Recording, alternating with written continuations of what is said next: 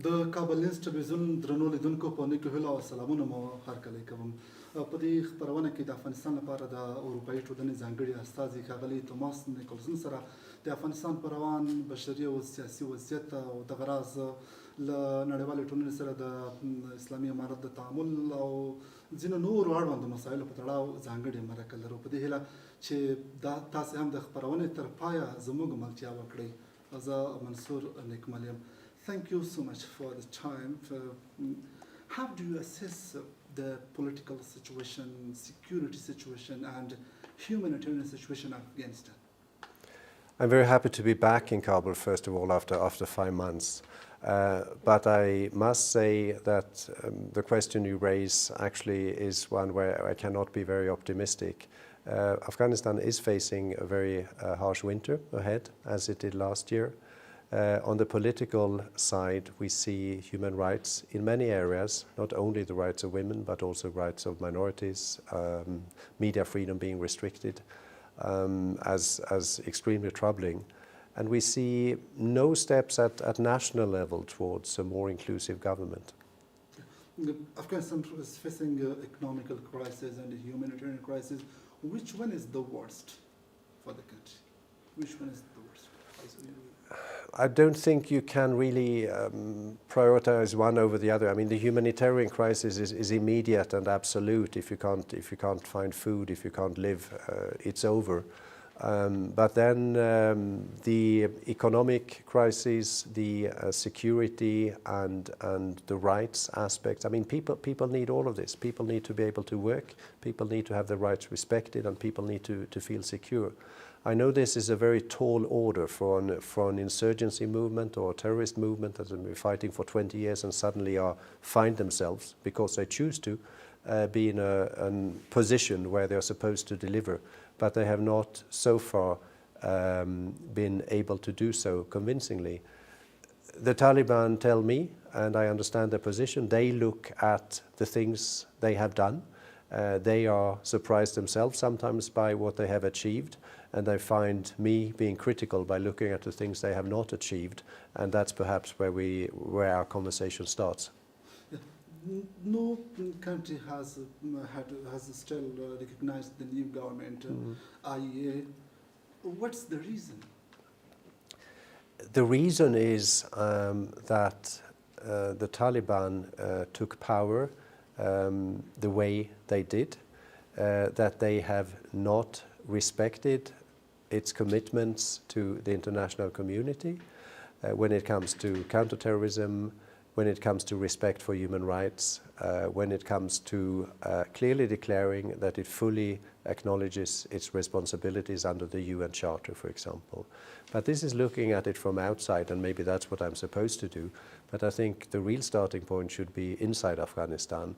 They haven't, in a credible way, given people the chance to express themselves on the system of governance, on who should govern the country, and on the policies. And they claim that by the fact that people didn't fight against them, that didn't crush them militarily, they accept the Taliban as a legitimate government. But that's a definition that few people would accept. Yeah. The Taliban says that our government is inclusive, but the international community says it's not inclusive. The Taliban say the international community doesn't have any specific definition from the inclusive government. As your view, how can they form an inclusive government? The Taliban often refer to two facts when it comes to, or alleged facts when it comes to inclusivity. They point to a number of their ministers who are from a different ethnic background there, who are non-Pashtuns. And they also claim that the majority of the former civil servants stayed in and continue to working for the Taliban. Now, that doesn't include any representatives of non-Taliban in the government. That doesn't include any women. And women, for example, have actively been dismissed or encouraged not to turn up at work. So if the Taliban ask me for a definition, and they have done so repeatedly, and I will state basically what I've said before, What is needed is not, we don't need to look at the individuals, we need to look at the processes. And there has to be a process where each and every Afghan adult, man and woman, have a clear, recognized way to express himself and herself about the future of the country, the political system, who should govern, and what the policies should be. That would be my definition of an inclusive political process. I think we should look at the process rather than looking at the government as such.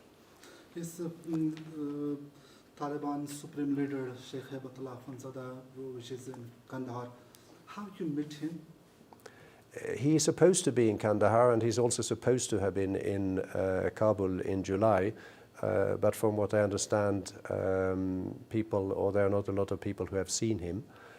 We didn't go to Kandahar this time, unfortunately. We only had the time and the ability to meet acting ministers in Kabul. And of course, I hope in future visits that we can see also other parts of Afghanistan. Yes, he is a main decision maker as a representative of European Union. Why you haven't still met with him? Why haven't you still talked about different important issues? I think it's quite normal, as also in more established political systems, you engage with mostly the Ministry of Foreign Affairs, and you would expect the minister to transmit and to convey your messages, and also convey messages if there would be any from the supreme leadership. I would of course not be against having a meeting with the Emir.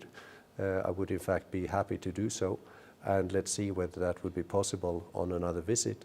But I also understand that several countries and their diplomats have tried to reach him, and their requests for meetings have been turned down.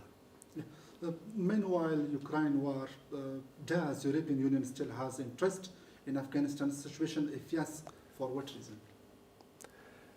I think we have, some may feel an obligation because our commitment to the country from before, we have been actively supporting the Afghan people through various development programs, also support to civil society. We have tried to contribute to improved healthcare and education for boys and girls. We have to try to contribute to employment opportunities for Afghans. So some may look at, and some are just fascinated by the country. Now, these are not very long-lasting reasons. I understand them and I feel with them. But I think we have our interests as well. We have an interest in a stable Afghanistan that is not a threat to its neighbors. We have an interest in a stable Afghanistan where people see an opportunity to live, so they're not forced to leave their country and go to neighboring countries or to Europe. We have an interest in a responsible government in Afghanistan that can control and can prevent the smuggling of drugs to neighboring countries and to Europe. And we also have an interest in an Afghanistan that gradually, where the economy will be growing, we could see it as an market for export market, we could see it as an import market, and as I said, a stable Afghanistan is good for the region and is good for the world. Yes. U.S. transferred Afghanistan frozen $3.5 billion of Afghanistan frozen assets to Switzerland. What's your opinion about that decision of U.S.? There were, I think, around $9 billion of frozen central bank assets outside Afghanistan, and they were frozen, as I mentioned, because of the way in which the Taliban took power. This is a normal procedure. No other country has made any attempts to move money closer to Afghanistan, so U.S. is a front runner in that sense. Why do they not move it further? Well, I think the reasons are that there is no convincing, there is no clarity about the independence of the central bank. There is no clarity about the capacity of the central bank to prevent resources to be diverted for terrorist purposes. And until that happens, the money cannot be moved further. I think you can always, again, you can see the glass as half full or half empty. I would see it as a half full glass and as a sign that if credible action is taken by the Taliban, some of this money could eventually, and ideally in the long term, all of this money should go back to Afghanistan. No one has claimed the responsibility for the College Educational Center. who might have done it, as you would view? There are a lot of speculations, and many would speculate in one direction. For me, it shows, and I visited some of the students in the hospital yesterday. It shows in a very clear and tangible way, and unfortunately too many Afghans have already experienced this, what terrorism means, the consequences, shattered dreams for the future, and bodies that will never be the same.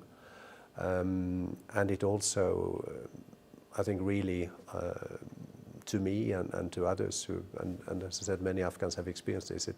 It's another argument why Afghanistan needs to search and to make efforts towards reconciliation, to find a better future, and really a call on the Afghan authorities to do whatever they can while respecting human rights, of course, to protect all the population of Afghanistan from such attacks. As a last question, what is your opinion about NRF resistance front that they fight the North Province? I think it is clear from the European Union side, we do not provide support for armed resistance, neither political support or in material way. I personally respect the choice of those who go down that route, but I'm also personally worried that such movements, at the current stage at least, will increase the risk that Afghanistan gets back into a new cycle of violence. And I still think that dialogue, internal and with external partners, is a better option.